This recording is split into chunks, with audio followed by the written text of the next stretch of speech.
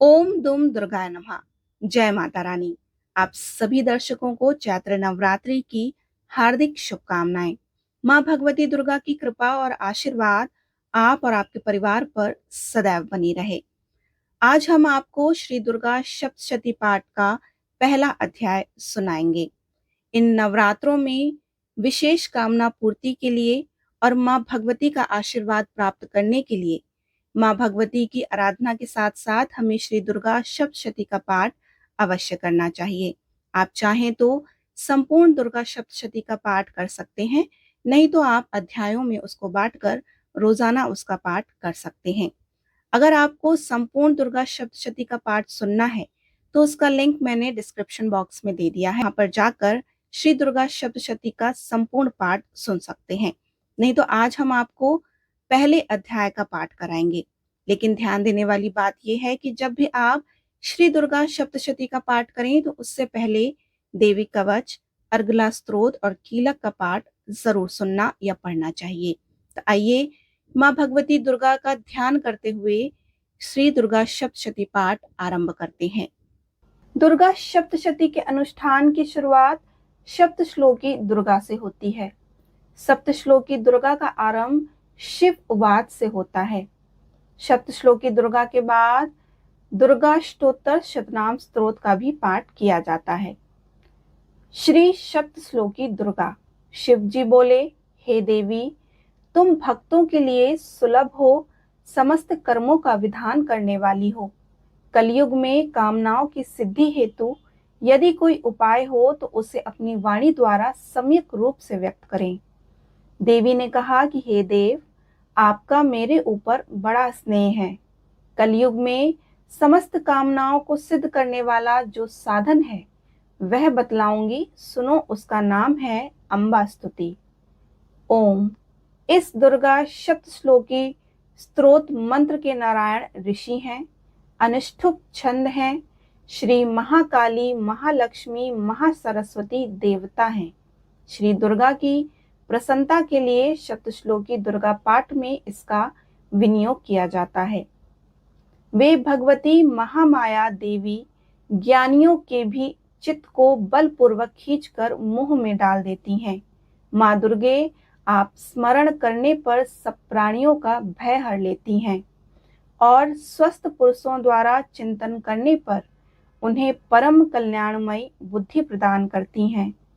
दुख, दरिद्रता और भय हरने वाली देवी, आपको सिवा दूसरी कौन है जिसका चित्त सबका उपकार करने के लिए सदा ही दरियाद रहता हो। नारायणी, तुम सब प्रकार का मंगल प्रदान करने वाली मंगलमयी हो, कल्याणदायिनी शिवा हो, सब पुरुषार्थों को सिद्ध करने वाली शरणागत वत्सला, तीन नेत्रों वाली एवं गौरी हो, तुम्हें नमस्कार है। शरण में आए हुए दीनों एवं पीड़ितों की रक्षा में संलग्न रहने वाली तथा सबकी पीड़ा दूर करने वाली नारायणी देवी, तुम्हें नमस्कार है।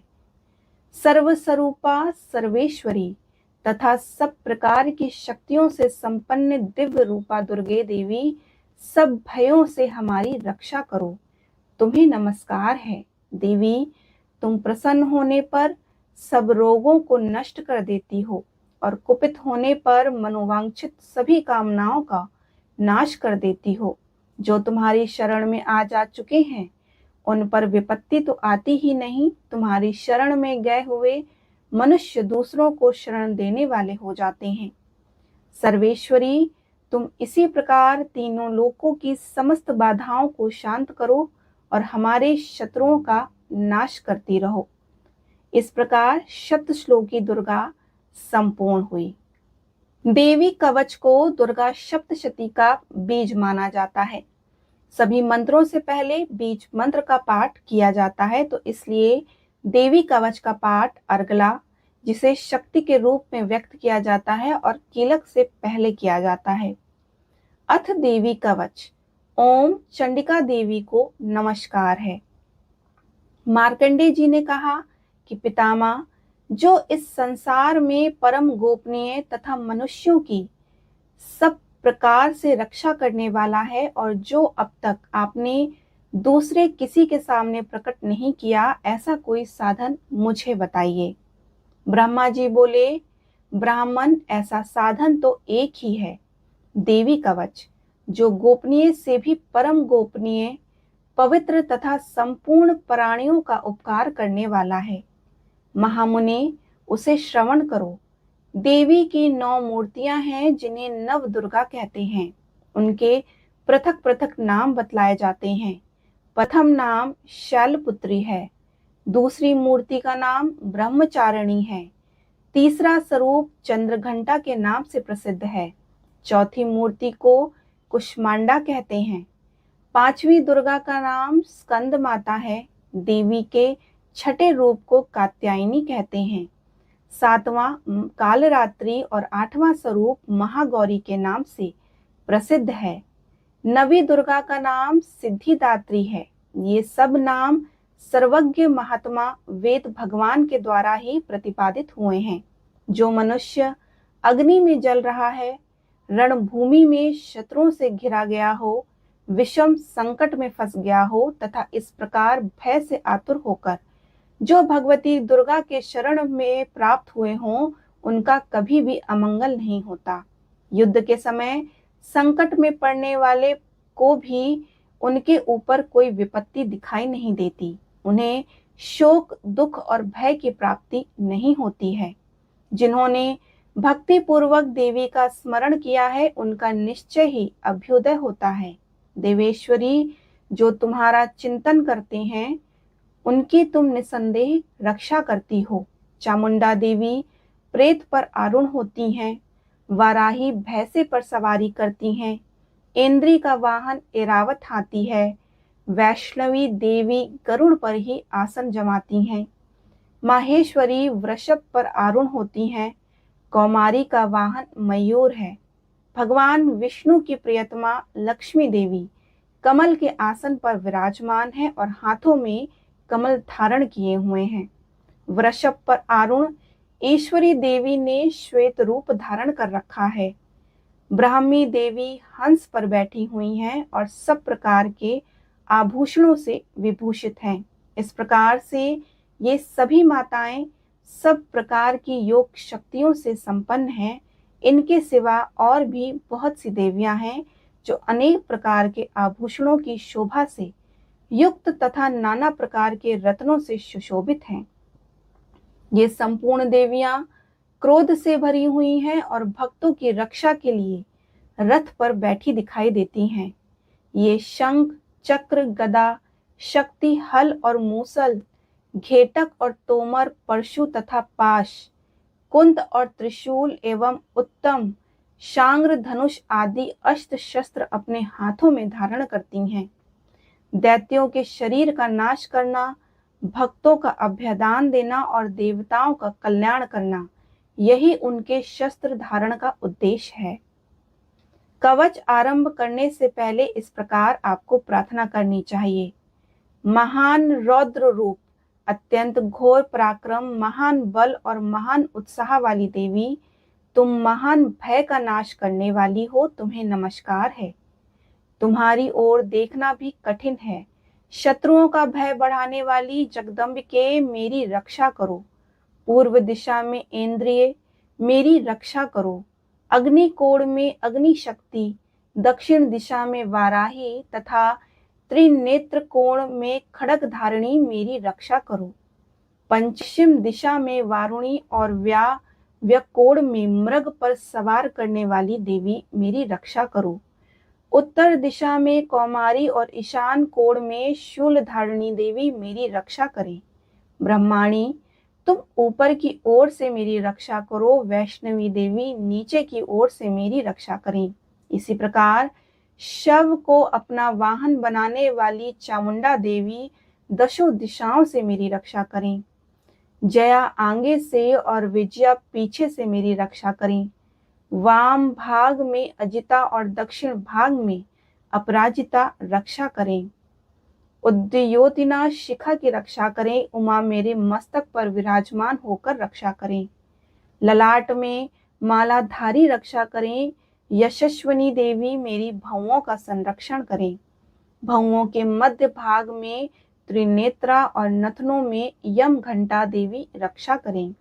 दोनों नेत्रों के मध्य भाग में शंखनी और कानों में द्वारवासिनी रक्षा करें।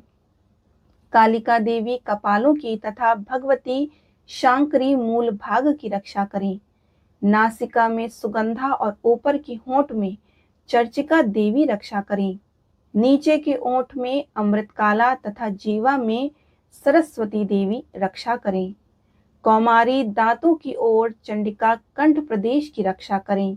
चिंद्रघटा गले की घंटी की ओर महामाया तालू में रहकर रक्षा करें।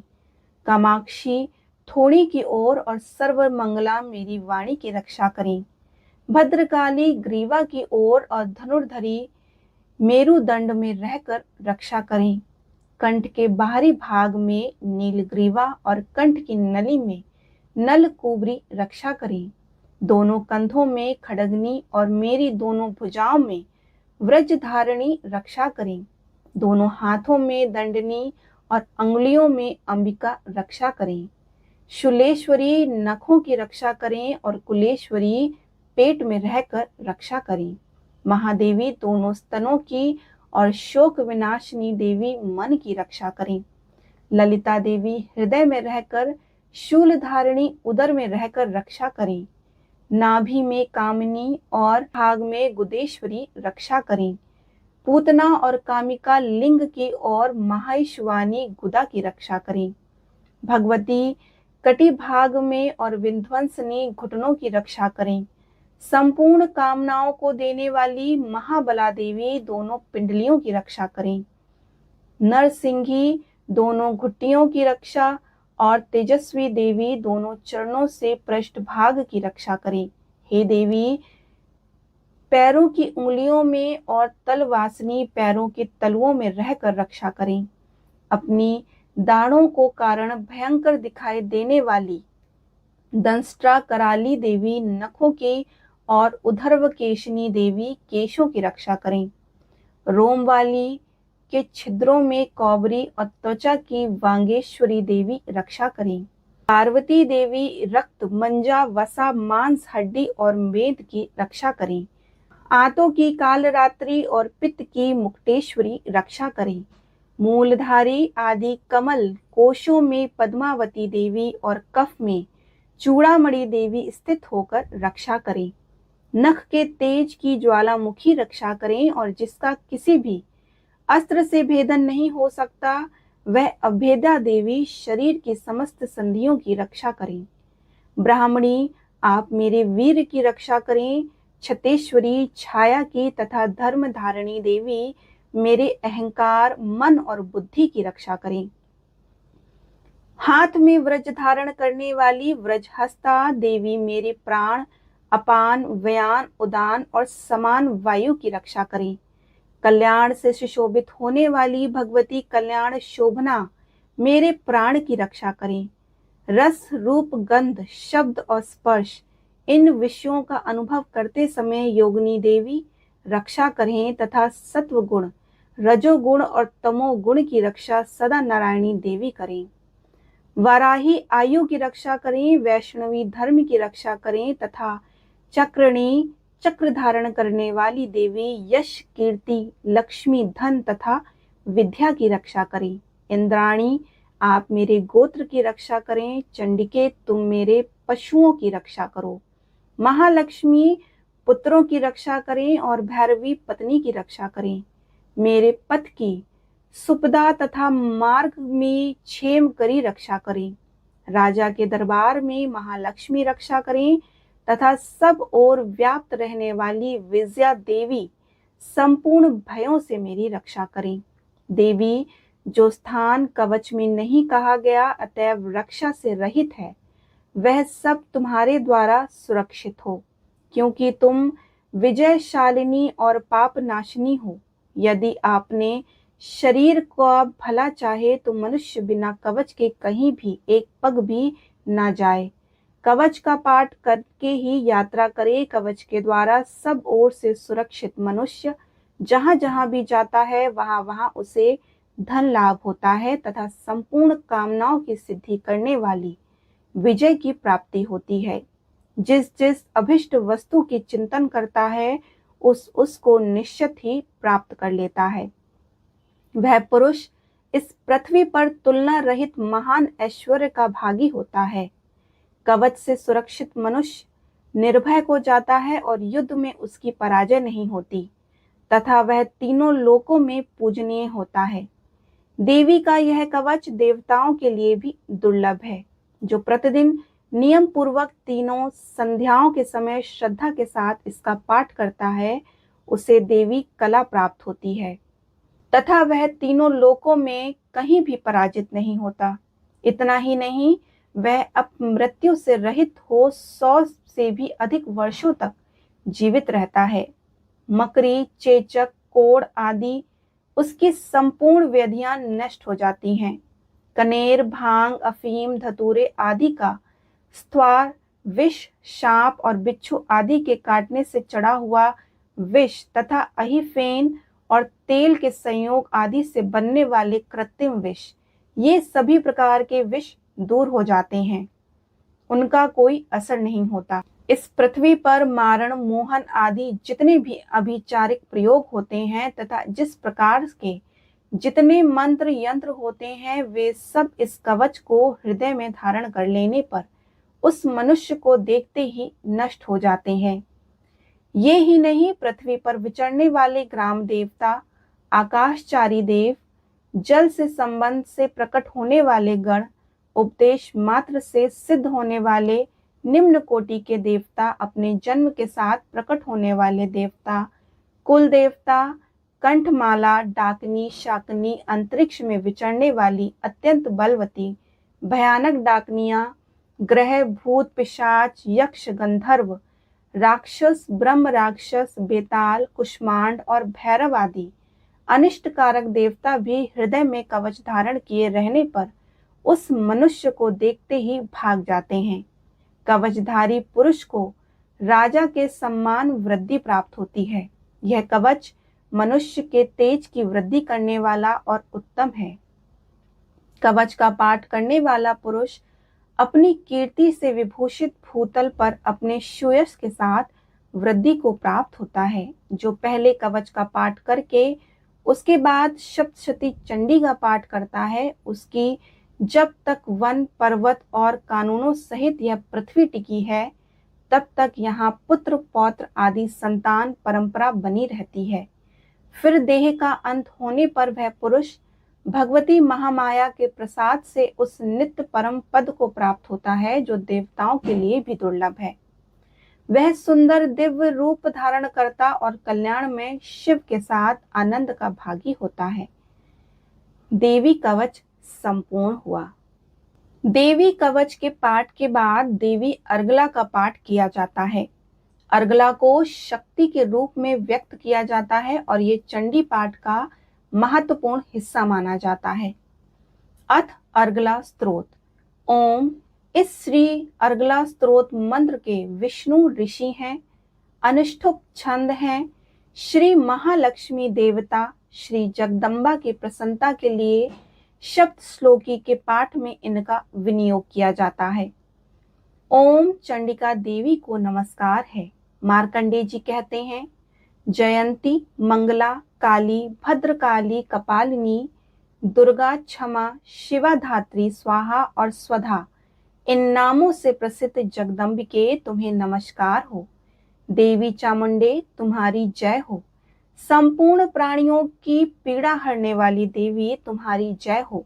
सब में व्याप्त रहने वाली देवी तुम्हारी जय हो। कालरात्रि तुम्हें नमस्कार हो।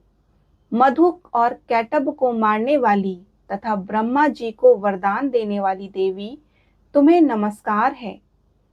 तुम मुझे रूप दो, जय दो, यश दो और काम, क्रोध आदि शत्रुओं का नाश करो। महिषासुर का नाश करने वाली तथा भक्तों को सुख देने वाली देवी तुम्हें नमस्कार है। तुम मुझे रूप दो, जय दो, यश दो और काम, क्रोध आदि शत्रुओं का नाश करो। रक्त बीज का वध और चंड मुंड का विनाश करने वाली देवी तुम रूप दो, जय दो, यश दो और काम क्रोध आदि शत्रुओं का नाश करो। शुंभ और निशुंभ तथा ध्रुम लोचन का मर्दन करने वाली देवी, तुम मुझे रूप दो, जय दो, यश दो और काम क्रोध आदि शत्रुओं का नाश करो। सबके द्वारा वंदित युगल चरणों वाली तथा संपूर्ण सौभाग्य प्रदान करने वाली देवी, तुम मुझे रूप दो, जय दो, यश दो और काम क्रोध आदि शत्रुओं का नाश करो। देवी, तुम्हारे रूप और चरित्र अचिंत्य है और तुम समस्त शत्रुओं का नाश करने वाली हो। तुम मुझे रूप दो, जय दो, यश दो और काम क्रोध आदि शत्रुओं का नाश करो। पापों को दूर करने वाली चंडिके, जो भक्ति पूर्वक तुम्हारे चरणों में सर्वदा मस्तक झुकाते हों, उन्हें रूप दो, जय दो, यश दो और काम क्रोध आदि शत्रुओं का नाश करो।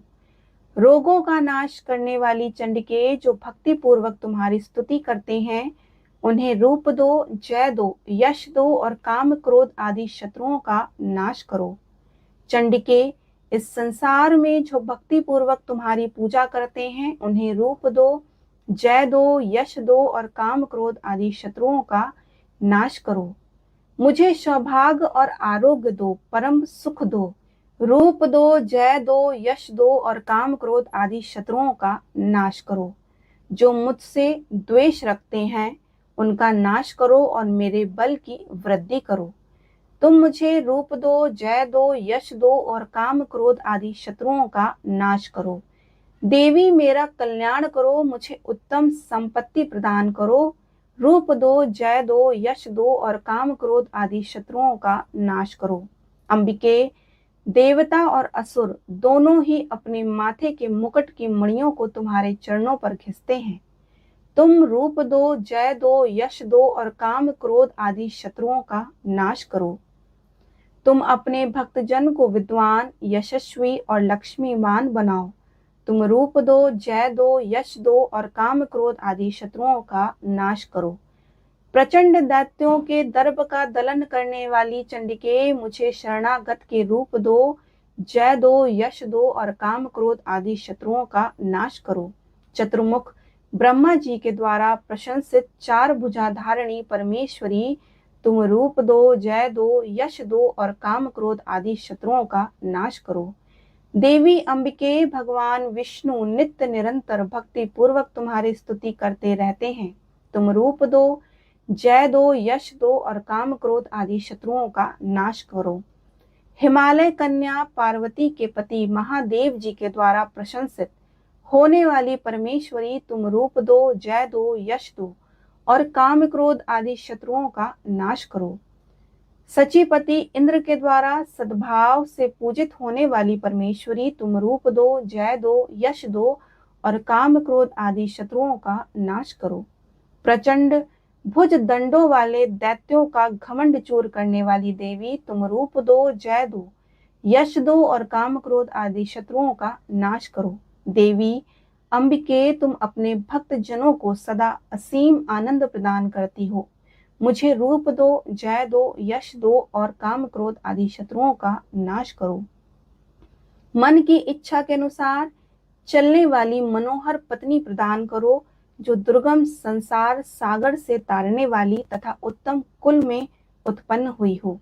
जो मनुष्य इस स्त्रोत का पाठ करके सप्तशती रूपी महास्त्रोत का पाठ करता है, वह सप्तशती की जप संख्या से मिलने वाले श्रेष्ठ फल को प्राप्त होता है। साथ ही वह प्रचुर संपत्ति भी प्राप्त कर लेता है। अर्गला स्तोत्र संपूर्ण। देवी कवच और अर्गला स्तोत्र के बाद कीलक का पाठ किया जाता है। अथ कीलिकम। ओम।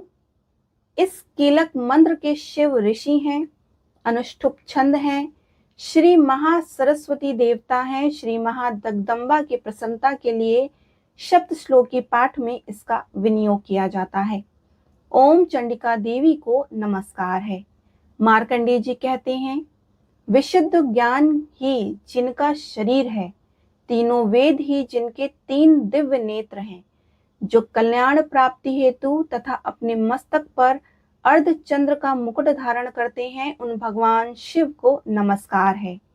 मंत्रों का जो अभिकीलक है, अर्थात मंत्रों की सिद्धि में विघ्न उपस्थित करने वाले शाप रूपी कीलक को जो निवारण करने वाला है, उस सप्तशती स्त्रोत को संपूर्ण रूप से जानना चाहिए।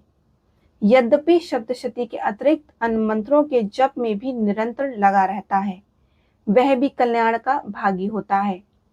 उसके भी उच्चाटन आदि कर्म सिद्ध होते हैं तथा उसे भी समस्त दुर्लभ वस्तुओं की प्राप्ति होती है।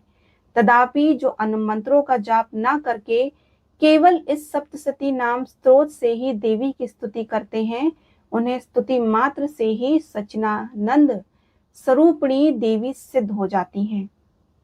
उन्हें अपने कार्य की सिद्धि के लिए मंत्र, औषधि तथा अन्य किसी साधन के उपयोग की आवश्यकता नहीं रहती। बिना जप के ही उन्हें उच्चाटन आदि समस्त अभिचारिक कर्म सिद्ध हो जाते हैं। इतना ही नहीं, उनकी संपूर्ण अभिष्ट वस्तुएं भी सिद्ध होती हैं। लोगों के मन में यह शंका थी कि जब केवल सप्तशती की उपासना से अथवा सप्तशती को छोड़कर अन्य मंत्रों की उपासना से भी समान रूप से सब कार्य सिद्ध होते हैं, तब इनमें श्रेष्ठ कौन सा साधन है। लोगों की इस शंका को सामने रखकर भगवान शंकर ने अपने पास आए हुए जिज्ञासुओं को समझाया कि यह सप्तशती नाम संपूर्ण स्रोत ही सर्वश्रेष्ठ और कल्याणमयी है। तदंतर भगवती चंडिका के सप्तशती नामक स्त्रोत को महादेव ने गुप्त कर दिया। सप्तशती के पाठ से जो पुण्य प्राप्त होता है उसकी कभी समाप्ति नहीं होती, किंतु अन्य मंत्रों के जप जन्य पुण्य की समाप्ति हो जाती है। भगवान शिव ने अन्य मंत्रों की अपेक्षा जो सप्तशती की ही श्रेष्ठता का निर्णय किया, उसे यथार्थ ही जानना चाहिए। अन्य मंत्रों का जाप करने वाला पुरुष भी यदि सप्तशती के स्त्रोत और जप का अनुष्ठान कर लेता है, तो वह भी पूर्ण रूप से ही कल्याण का भागी होता है। इनमें तनिक भी संदेह नहीं है।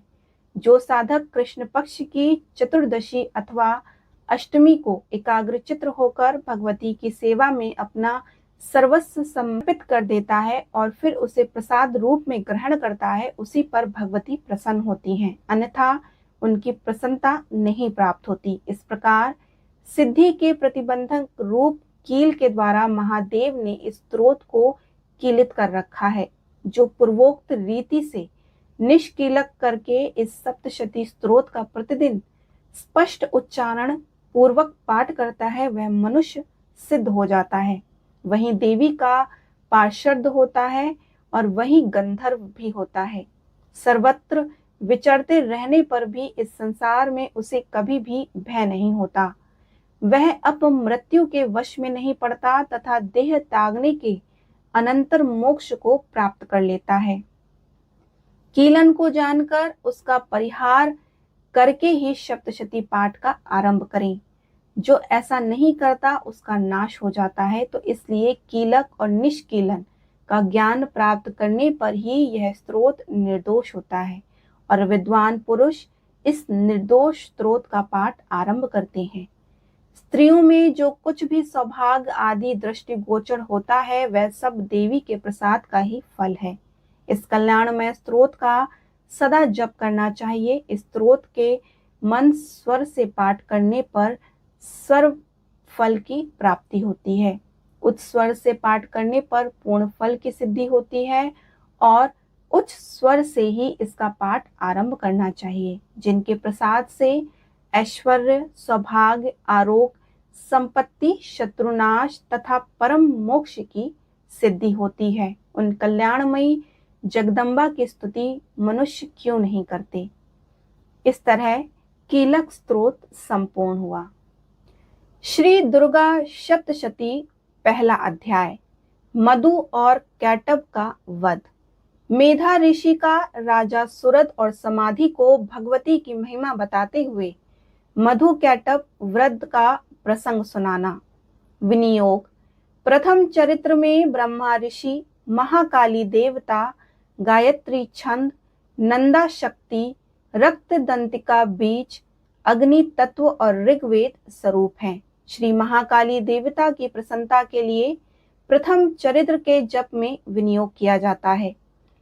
भगवान विष्णु के सो जाने पर मधु और कैटब को मारने के लिए कमल जन्मा ब्रह्मा जी ने जिनका सत्वन किया था, उन महाकाली देवी का मैं सेवन करता हूँ। वे अपने 10 हाथों में खड्ग, चक्र, गदा, बाण, धनुष, परिध, शूल, शुंडी, मस्तक और शंख धारण करती हैं। उनके 3 नेत्र हैं। वे समस्त अंगों में दिव्य आभूषणों से विभूषित हैं। उनके शरीर की कांति नीलमणि के समान है तथा वे 10 मुख और 10 पैरों से युक्त हैं। ओम चंडिका देवी को नमस्कार है।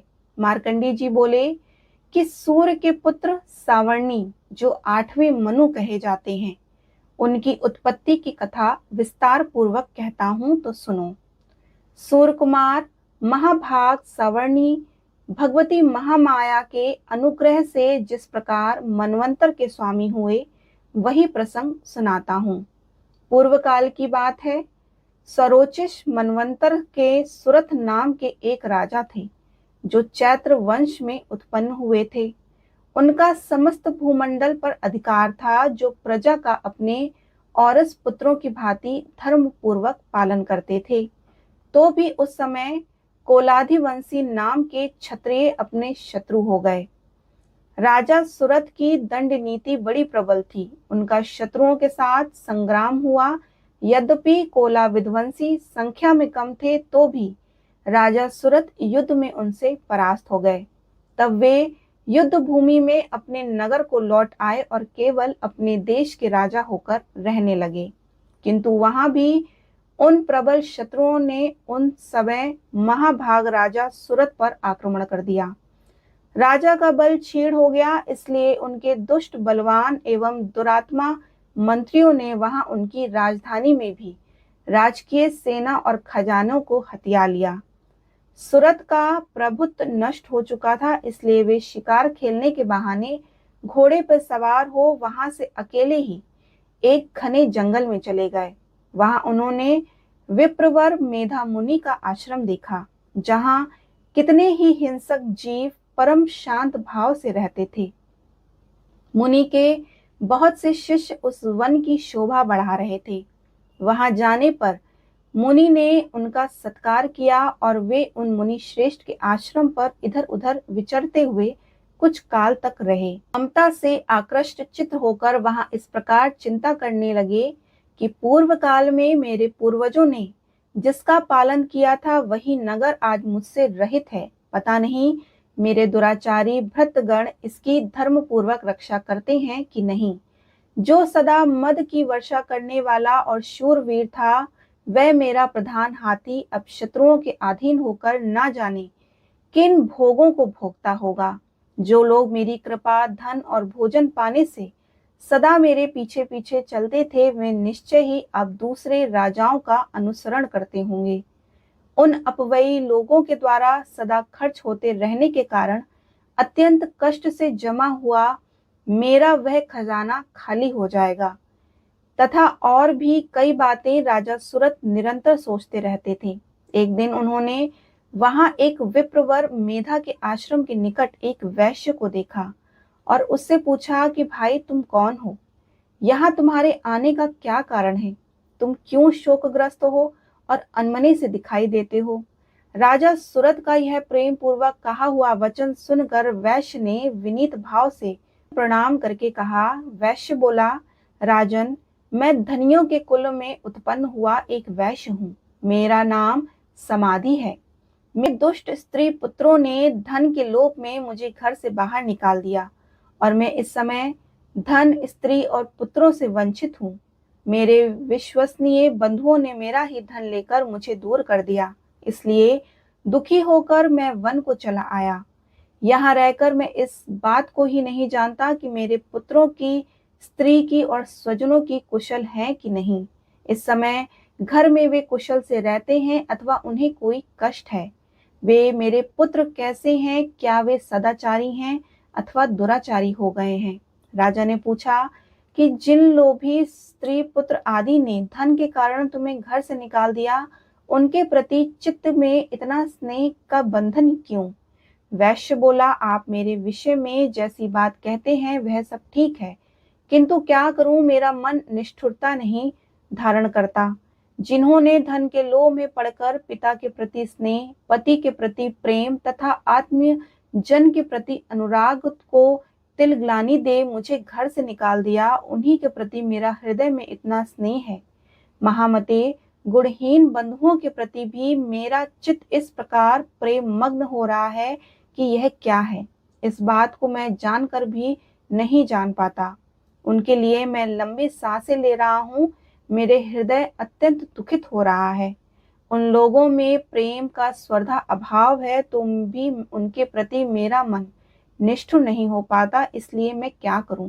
मार्कंडेय जी कहते हैं कि ब्राह्मण तदंतर राजाओं से श्रेष्ठ सुरत वह समाधि नामक वैश्य दोनों साथ साथ मेधा मुनि की सेवा में उपस्थित हुए, उनके साथ यथा योग न्याय अनुकूल विनयपूर्ण बर्ताव करके बैठे। तत्पश्चात वैश्य और राजा ने कुछ वार्तालाप आरंभ किया। राजा ने कहा कि भगवान, मैं आपसे एक बात पूछना चाहता हूँ, उसे बताइए।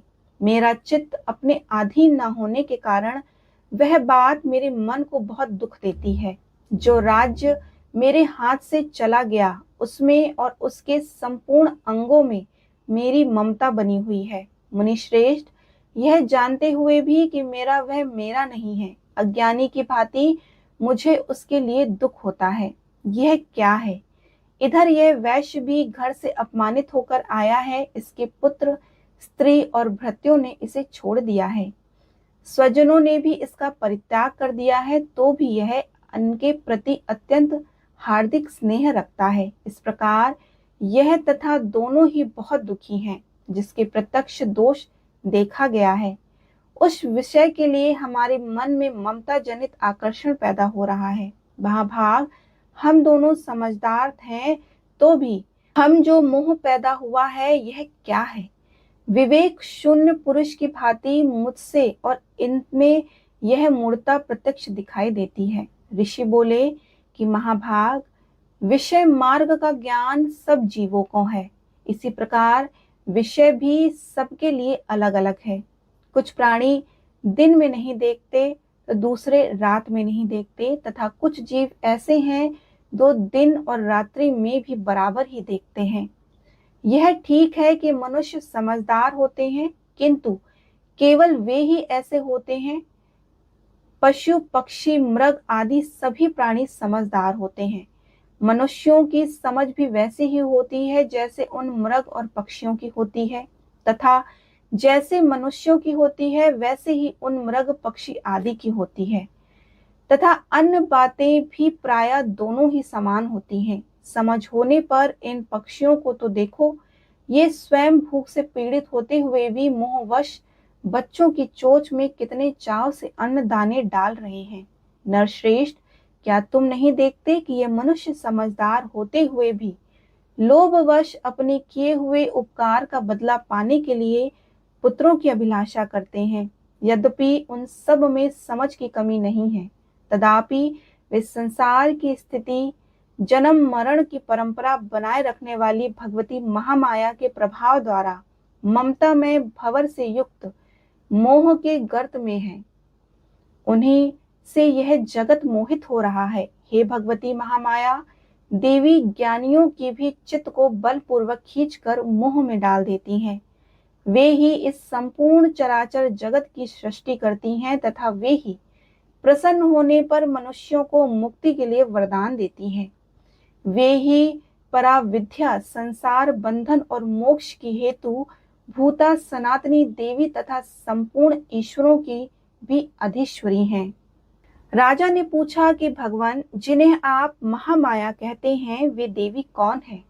ब्राह्मण, उनका अभिभार्य कैसा हुआ तथा उनके चरित्र कौन है? ब्रह्म वेत्ताओं में श्रेष्ठ महर्षि, उन देवी का जैसा प्रभाव हो, जैसा स्वरूप हो, जिस प्रकार प्रादुर्भाव हुआ हो, वह सब मैं आपके मुख से सुनना चाहता हूँ। ऋषि बोले कि राजन, वास्तव में तो ये देवी नित्य स्वरूपा ही हैं, संपूर्ण जगत उन्हीं की रूप है, तथा जिन्होंने समस्त विश्व को व्याप्त कर रखा है, तथापि उनका प्राकट्य अनेक प्रकार से होता है, वह मुझसे सुनो। यद्यपि वे नित्य और अजन्मा है, तथापि तथा देवताओं का कार्य सिद्ध करने के लिए प्रकट होती हैं। उस समय लोक में उत्पन्न हुई कहलाती हैं। कल्प के अंत में जब संपूर्ण जगत एकाड़ वर्ण में निम्न हो रहा था और सबके प्रभु भगवान विष्णु शेषनाग की शैया बिछाकर योग निद्रा का आश्रय ले सो रहे थे, उस समय उनके कानों के मैल से दो भयंकर असुर उत्पन्न हुए जो मधु और कैटप के नाम से विख्यात थे। वे दोनों ब्रह्मा जी का व्रत करने को तैयार हो गए।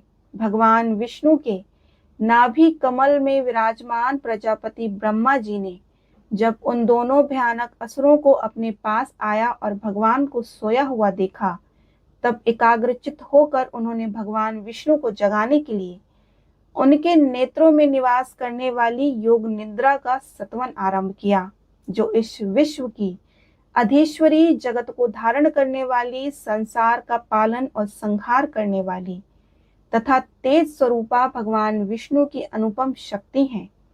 उन्हीं भगवती निद्रा देवी को भगवान ब्रह्मा स्तुति करने लगे। ब्रह्मा जी ने कहा कि देवी, तुम ही स्वाहा, तुम ही स्वधा, तुम ही वष्टकार हो।